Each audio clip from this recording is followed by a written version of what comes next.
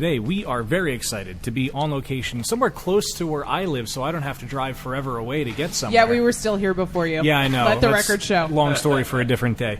But we are on location today in Manayunk at Manayunk Brewing Company, and we have two gentlemen with us that are very generous enough to donate their time to us. We have Mark Graves and Evan Fritz. And you are both brewers here at Manayunk, correct? That's right. Head brewer and assistant brewer, if I'm not mistaken. That's right. All right. Depending on the day. Okay, yeah. Yeah. Or what crappy job has to be done. Well, Right, yeah. that leads to the question, what crappy jobs get passed off down the chain? I think we share most of the responsibilities. We've increased our capacity quite a bit lately, so Mark is kind of a head brewer and training wheels, and he's doing all the same things. He's calling all the shots when I'm not here, so... Very cool. Yeah. I like the training wheels. Way to go. That's a good way to look at it. Someday the training wheels will come off, though. Don't worry. Well, I still got mine on, so... Man. Is brewing like riding a bike? Do you ever, if you go back to it... You never forget. Yeah. No.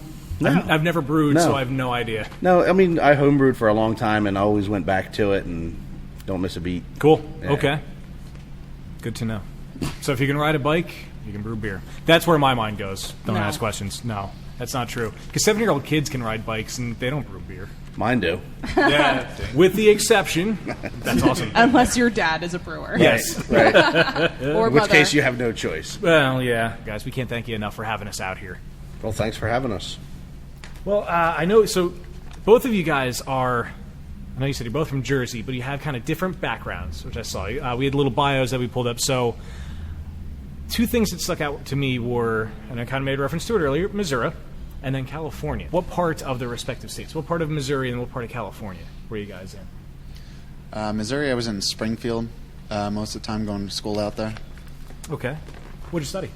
I studied hospitality, so hotel, restaurant, Very tourism. Very cool. And then what took you out to California? I was just like a lost soul and wanted to move away, and so I picked the furthest place I could go, and I lived in a little town called Monrovia. It's L.A. Okay. And just moved out there, packed up all my shit, flew out there. I had one buddy who lived in the area, and we just hung out and smoked a lot of weed and laid by the pool. in California. Yeah, that's what you do. Laid by the pool all day, and I assume you had your prescription for it? yeah, of course. All right, good. Nice, So what- nice and On the up legal. and up. What got you both into brewing then? If you came from hospitality and you came from smoking weed in California. I've always been into beer. I mean, in high school, I started drinking beer really young, but while everybody was drinking the pale yellow macro beers and stuff, we were drinking Guinness and Sam Adams and stuff and Pete's Wicked, and everyone's going, ew, how can you drink all that? And we just loved it. From the beginning, all my friends, we'd get my buddy's mom, she'd go to the store and they'd look at her weird, like, do you know what you're getting? And it's been that way ever since. Now, you just got the title of head brewer then, Evan, pretty recently, right? About Yeah. a year ago? Yeah, not even. Not even. Yeah. Right around Christmas time, the head brewer at the time, Doug, came to me and said, "Hey, I'm leaving. I'm going back to Iron Hill, which is where he started." And so it was kind of like, wow, what's going to happen? And immediately the owner said, "Hey, go find another brewer to replace him." And I said, "Okay, well, I'll do it." And they're like, "No, go find another brewer." No, seriously. Yeah. Yeah, and I'm like, I kept, waving my hands in front of their face, like, "Hey, I'll do it." And they're like, "No." And so, we did a lot of interviews, we hired some people, and eventually, they decided I was the best person for the job. Very cool. You had to work for it, man. I did. I did. How long had you been with Manayunk before that? I'd say probably about 3 years. They brought me on as I did all the sales and all the cellarman responsibilities. So I would clean the dirty kegs, fill the kegs, load up the kegs for all of our wholesalers, make sure they went to the right place, go out on the street, 3, 4, 5 days a week, sell the kegs. I got us into packaging and canning and stuff like that. And we had just one wholesaler at the time, went up to 9 after everything started going real well. So we really increased quite a bit. And so I learned the brand, I knew the company, and I was a big influence on the brewers that were there before. So it was a natural step for me, and I fell right into it and was comfortable from the beginning. Very cool. And now, Mark, how long have you been with Manayunk? Manayunk, I think we're coming up to about 1.5 years now. Very cool. And did you start as the assistant brewer, or did you start? I think I saw you started elsewhere at the brewery, right? Yeah, I just started as a cellarman, base level, cleaning kegs, and then from there just got more and more responsibilities. Really hand in hand with Evan as the salesperson, just kind of making sure all the orders went out on time, had everything going, and from there the brewers just started teaching me more and more, and position opened up eventually. So. And then, and what got you into brewing in general in the first place? Brewing, it was really when I was out in Missouri in school. I was part of the house that I lived in was one of my roommates was the starting goalie for our college hockey team. So we had a lot of parties over there. They would have kegs of Ice House and name any nasty beer you could think of. Yeah. And I was the one going to the one bar we had in town that had like 40 taps and just trying everything. From there, once I got home from school, it was just, started brewing and got hooked. Joined a homebrew club, which Evan was president of at the time. And when I got here... Don't sell me short. I'm still president for a couple more months. I'm sorry. I'm sorry. And which homebrew club is that? It's Barley Legal Homebrewers. I love that name. Awesome. I love that name. You guys had an awesome setup at NHC in Philly. I remember thanks. that. That was Yeah, one of we the worked best really hard on stands that. for club night. And we brought the most kegs, so we won the Golden Urinal. Yes, you did. And you Golden helped. Urinal? The Golden Urinal, yeah, it's for the club that brings the most kegs to the conference. That's I think awesome. we topped out at, 130-ish? We did every style, including ciders. Right. Wow. Ciders, Every style. meads, sours, you name it. So you mentioned, Evan, that you sort of kick-started the whole packaging movement here at Manayunk. Do you want to talk a little bit about canning and the beers you're currently canning and what you're looking to can in the future? Yeah, sure. So, I was contacted, in my sales travels about, hey, do you guys want to sell this beer in cans? And the owner of the brewery, she lives up in Toronto, but she's really keen on green things. And, we're doing working with Villanova students right now to minimize our footprint of the brewery in all aspects. So it'll be a semester, every semester we'll work with a different group of students. And so she was a really big supporter of the cans from the get-go. And met a company, I can't remember the name of it, who did a mobile canning service. And they would come to the brewery, bring the cans, fill the cans for us, and when they leave, we had pallets of beer. And it was like, wow, this is really, really amazing. And, we worked with them for a couple rounds, and then we found another company who just was a lot more sophisticated, could do a lot more volume in a lot less time, a lot less money. And so now we have a partner who comes to the brewery about 3 times a month, hooks right into our tanks, brings the cans with them still, and when they leave, instead of having 1 pallet of cans, now we have about 15. So it's really going well, and we're selling a lot more beer this way. We're reaching a lot further, and, couldn't be happier. It's really, cool. Cans to me are just far superior to bottles. I think most beer enthusiasts agree. It's better for the environment. It's more recyclable. It's better for the beer. Lets in less light, less oxygen. You can take them places where bottles can't go. You can't break them. So, really was a no-brainer, and that's how we got into it. And we're not looking to change anything soon. We're actually looking to add some new styles. Actually, Very cool. Cool. Now, I know before we started recording, you took us around the brewery a little bit. You mentioned that you had 2 fermenters installed pretty much just for the purpose of canning. So. Yeah, we did. Yeah, they're 60-barrel fermenters. We got them from an outfit out in Canada called Specific Mechanical. So each one of those produces about 800 cases per run. And they're outdoor fermenters, which is really cool. So we've got a real nice deck out back, and everybody can look at the fermenters, the shiny stainless, and see them, and ask questions and things like that. And fortunately, we have a cage around it, so people can't get in there and help themselves to samples. I insisted on that. That's a good point. Yeah. Now, adding the new fermenters was not the only renovations that were done here recently. No. We tore the whole entire brewery apart. Riggers came in, moved out the old brew house. We got a brand new brew house from Specific as well. New hot liquor tank, new bright tanks, new packaging tanks, new fermenters. And so even all the existing equipment that we had, that we still have, all had to be moved out of the building by riggers, uprighted, laid down every which way.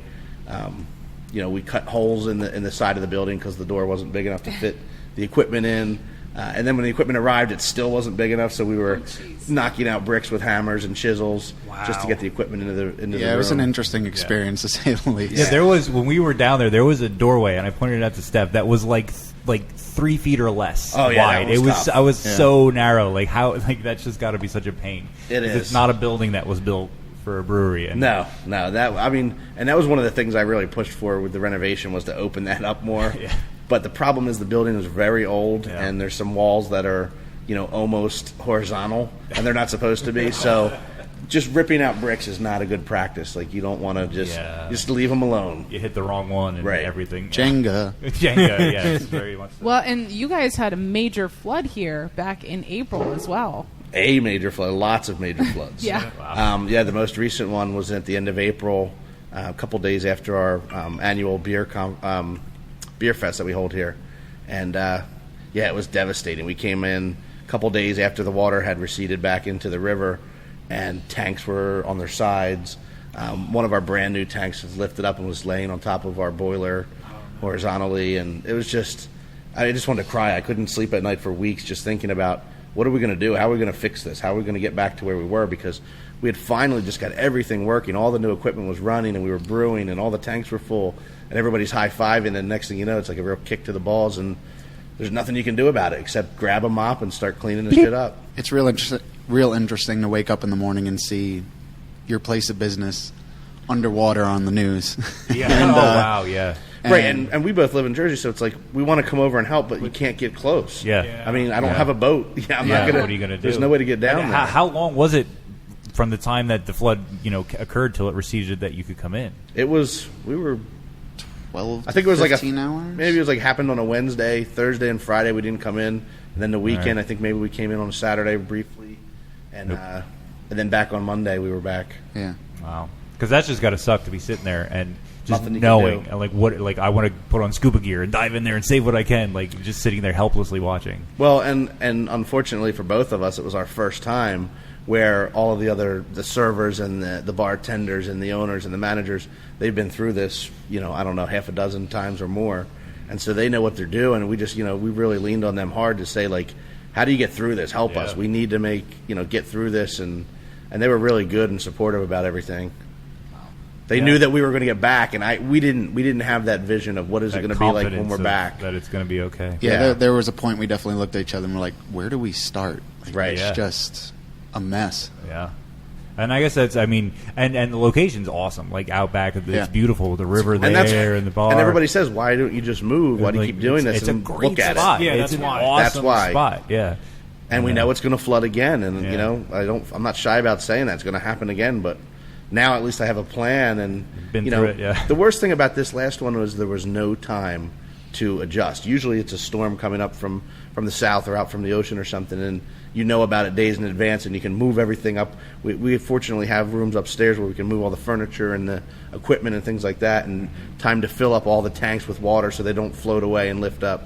And this was just like, hey, it's going to be a rainstorm. Then next thing you know, it's going to be a big one. And then next thing you know, it's going to flood. Yeah. And we were like running just to save our lives to get out of the building. Wow. We didn't have any time to do anything. So came back and kegs were everywhere, buckets, and just everything you can imagine. There was fish all over the place. Our main bar lifted up and moved about 5 feet from where it was. Wow.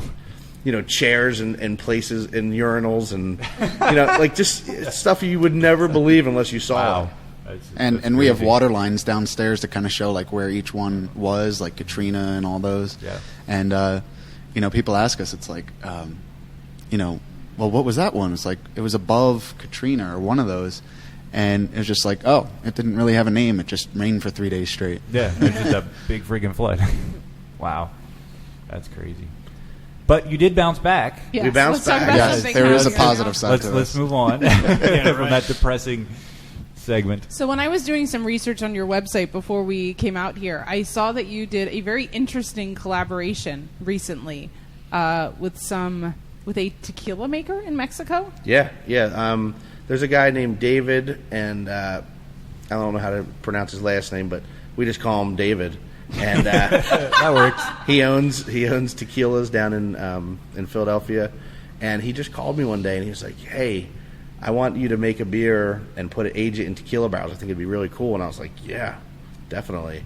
And so we met with him, and we got the guys over at Barry's Homebrew down in Philly involved, and we just started talking. And so it turns out he owns a distillery in Mexico, Azul Tequila, and he said, I'm going to ship up a container with all these barrels. He said these are real, they're thousands of dollars for each barrel. And he says, I'm going to trust them to you guys. I want you to make a beer and put them in them. And, one thing happened after another, and we got a Saison that was just unbelievable. It had a lot of dry tequila characteristics, and, we aged it for, I think, about 4 or 5 months, and just it tasted so good at that time. We said, okay, we don't need to age it anymore. And, it was one of the proudest moments we've had. Doug was still brewing here with me, and we just kind of collaborated on that together, and it was amazing. And we still are close with him today. We've done other beers in those barrels since then. We actually purchased them after the thing, so really, really good relationship. I've never had a beer aged in a tequila barrel. Well, that's what was so cool I've about it. heard of it before. It's like once in a while some people have done it, and I don't like tequila, but I would like to try that. I don't like tequila. No. Well, here's my little brag that I'm going to do. Okay. So the beer was ready just in time for Philly Beer Week last year, and I got a call from Tom Peters, who owns Monk's. And he says, I want this beer for an event I'm doing at Beer Week. And I was just like, we were floored. Like, this is like, the king of craft beer in Philadelphia calling us directly and saying, I want this beer. I've never had a beer in tequila. And so we were just really happy for that. And he loved it. He bought a second one. And, it's just a really cool feeling. Like, it was one of the best beers that we feel like we've made here. That's pretty awesome. Yeah, one day I'll try one. Yeah. Monk's makes all sorts of top lists of bars in the country for this kind of stuff. That's awesome. That is pretty awesome. And Philly Beer Week is huge, and that's one of the biggest places. Yeah. Well, isn't Philly Beer Week the nation's oldest beer week? Or is it just the longest one? Or it's the nation's somethingest. I'll just go with best. Yeah, there you go. Yeah, that sums it up. Yeah. Most awesomest. It is awesome. Resort to the list. There's always a list. Always a list. Oh, man. Well, again, guys, we can't thank you enough for having us out here, and I'm super excited to be back here. I was here about a month ago for a wedding, drinking all the beer that I could. That was a sloppy night. Plenty of pictures. For to those go of you around keeping to. Score at home, that's like 33 weddings that Dan has been to in the last year or two. 4 in the past year. I was in 2 of them, not this one, but that meant I got to have less responsibility and more beer. That's So, right. yeah, and sushi. You guys have sushi here, We which do. was really good. I hear it's phenomenal. I haven't had it myself, but people are always telling me. It was really good. But, I'm excited to be here, and I'm excited to have the beers that you guys have.